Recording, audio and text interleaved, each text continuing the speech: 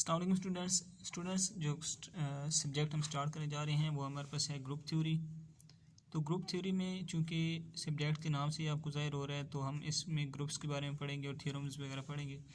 तो स्टार्ट हम लेते हैं ग्रुप से। ग्रुप होता क्या है, अबिलियन ग्रुप क्या होता है, इसकी एग्जांपल वगैरह जानने की कोशिश करते हैं। फर्स्ट ऑफ ऑल मैं आपको इसकी डेफिनेशन बताता चलूँ। An non empty set G is said to be group if it satisfy following properties. कोई भी नॉन एम्प्टी सेट हो हमारे पास, जिसे हम जी कह लेते हैं, वो उस वक्त ग्रुप होगा जब वो फॉलोइंग प्रॉपर्टीज़ को होल्ड करता है।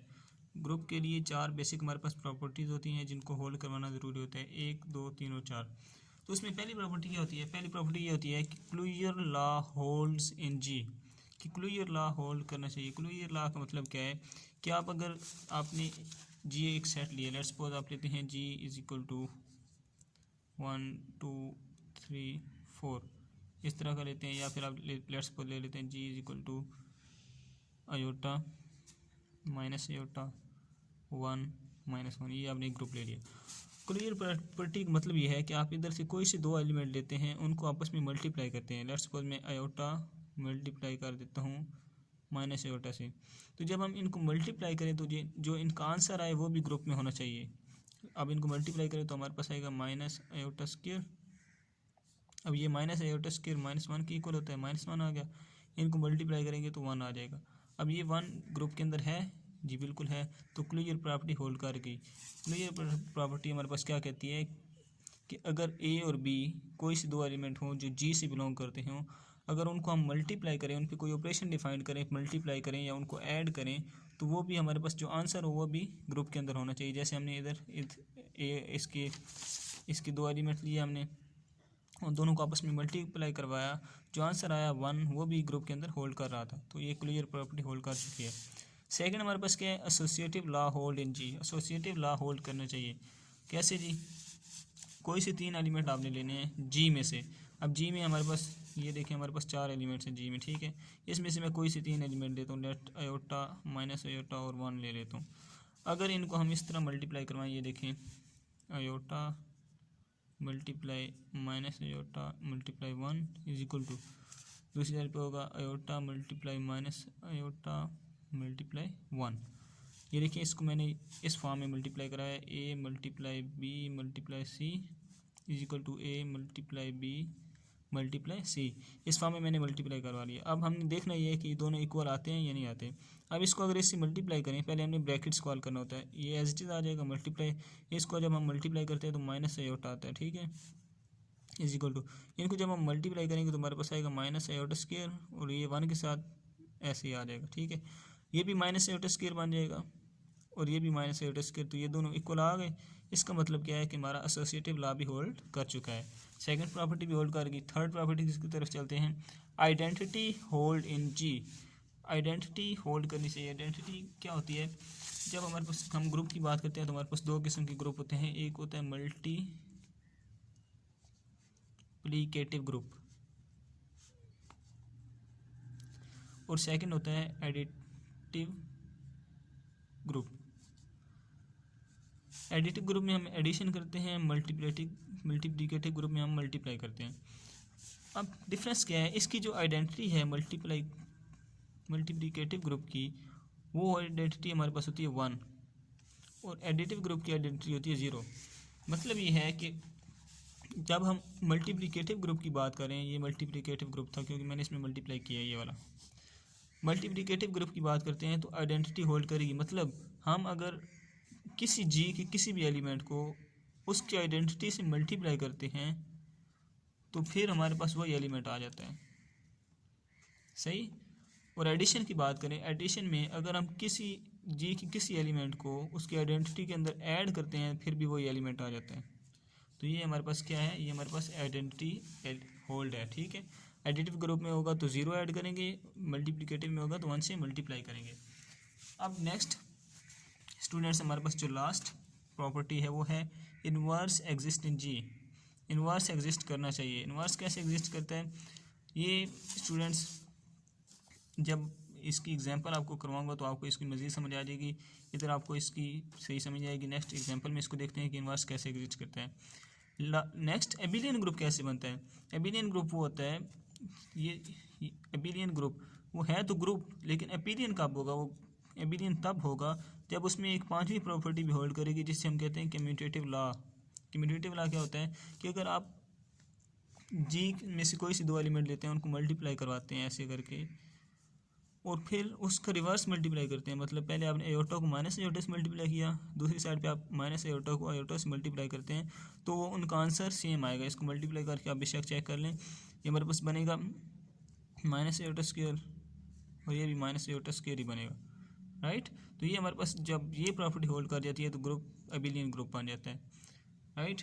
तो अब हम नेक्स्ट इसकी एग्जांपल की तरफ चलते हैं, जहाँ से आपको मज़ीद बात की समझ आएगी। तो स्टूडेंट्स, ये हमारे पास एग्जांपल के जी हमारे पास एक ग्रुप है जिसके हमारे पास एलिमेंट्स मेंबर हमारे पास क्या हैं, 1 omega and omega square. Show that G is group under multiplication, मतलब हमने बताना है जी एक ग्रुप है। मैंने आपको बताया था दो किस्म का ग्रुप होता है, एक मल्टीप्लिकेटिव होता है मल्टीप्लाई वाला, और दूसरा एडिटिव होता है जिसमें एडिशन वगैरह करते हैं। तो उन्होंने कहा कि ये ग्रुप है जिसको आपने मल्टीप्लिकेशन के हिसाब से ग्रुप शो करना है।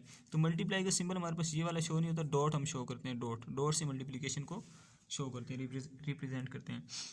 तो स्टूडेंट्स, हमने सबसे पहले क्या करना है, कोई भी ग्रुप शो करने के लिए हमने एक ग्राफ बना लेना है छोटा सा। इससे आपको बहुत ज़्यादा आसानी होगी। अगर आप ये ना भी बनाए तो आपका क्वेश्चन ठीक होगा, लेकिन आप ये बना लेते हैं तो इसकी आपको आसानी होगी।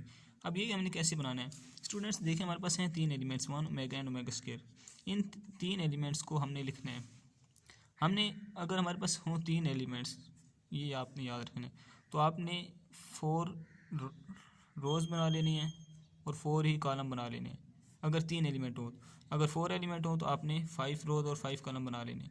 यानी कि जितने एलिमेंट होंगे ग्रुप के अंदर, उससे एक ज़्यादा हमने रो बनानी है, उससे एक ज़्यादा हमने कॉलम बनाना है। लेट्स सपोज अब 3 एलिमेंट्स थे, तो मैंने देखे 1 2 3 4 कॉलम बना लिए, और 1 2 3 और 4 ऐसे रोज़ बना ली, राइट।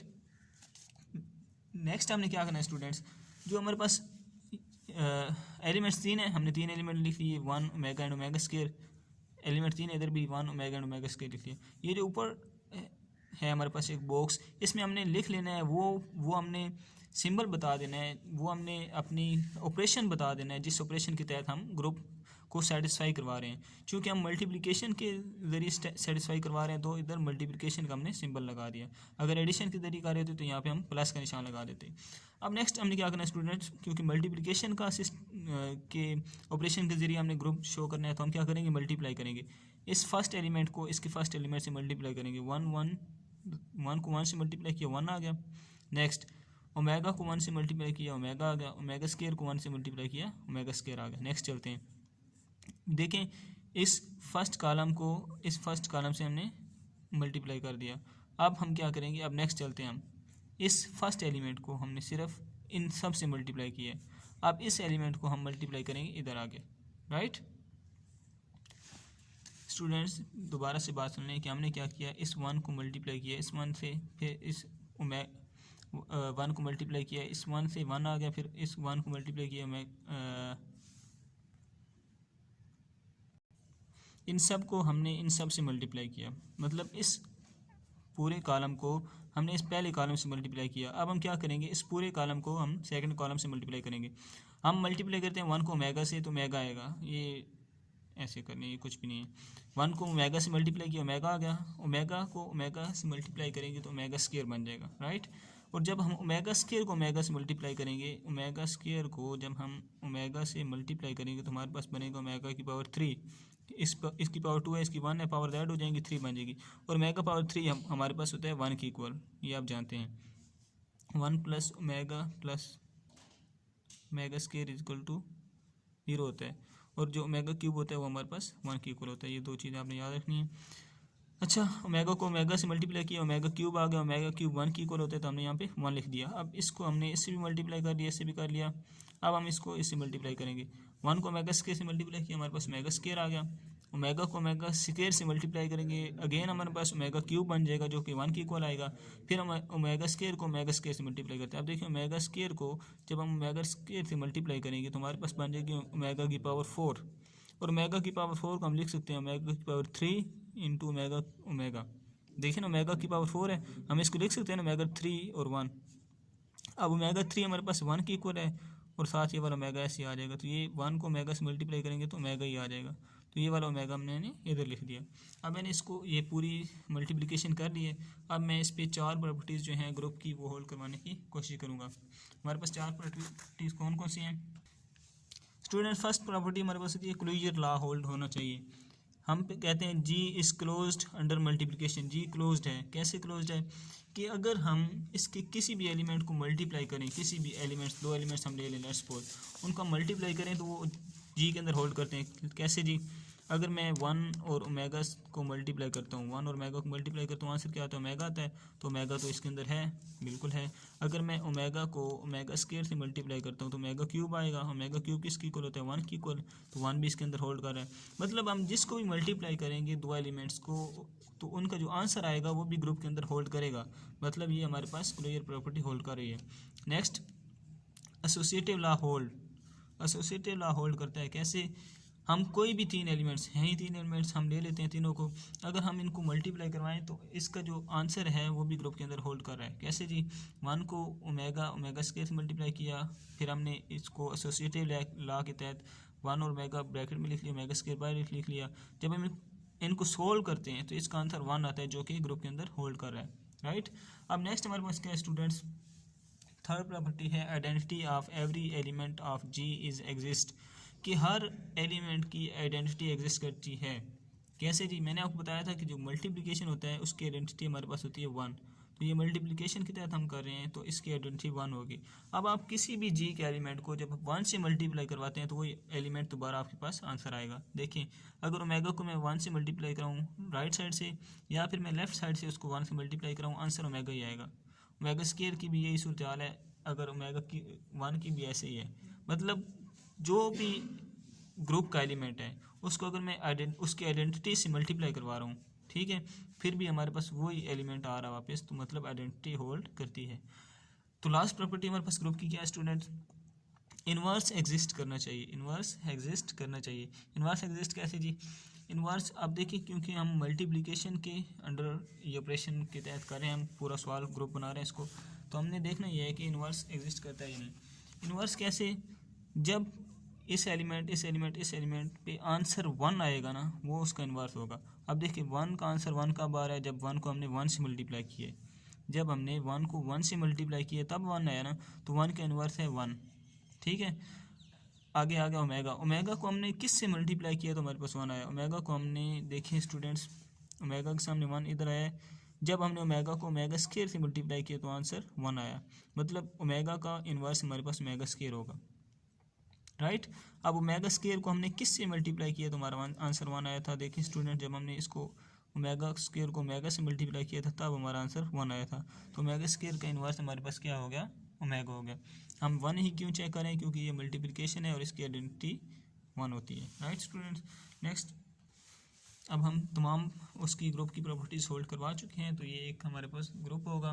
तो हम कह सकते हैं hence all properties satisfies of group, so G is group under multiplication. G क्या है? अंडर मल्टीप्लिकेशन हमारे पास एक ग्रुप है जो कि हम प्रूफ कर चुके हैं। और स्टूडेंट्स, अब अगर हम इसी को अबेलियन ग्रुप प्रूफ शो करना चाहते हैं तो हम 5वीं प्रॉपर्टी भी होल्ड करवा देंगे। 5वीं प्रॉपर्टी क्या है कि कोई से 2 एलिमेंट लें, उनको हम मल्टीप्लाई करें, फिर अगेन इधर से मल्टीप्लाई करें, जैसे a dot B is equal to B dot A होता है, तो वो आंसर सेम आएगा। Omega is equal to omega same आ गया, तो मतलब ये भी होल्ड कर रही है, तो ये ग्रुप एक अबेलियन ग्रुप भी कहलाया जा सकता है। तो स्टूडेंट्स, आज के लिए इतना ही काफ़ी है। मिलते हैं नेक्स्ट वीडियो में। थैंक यू, अल्लाह हाफिज़।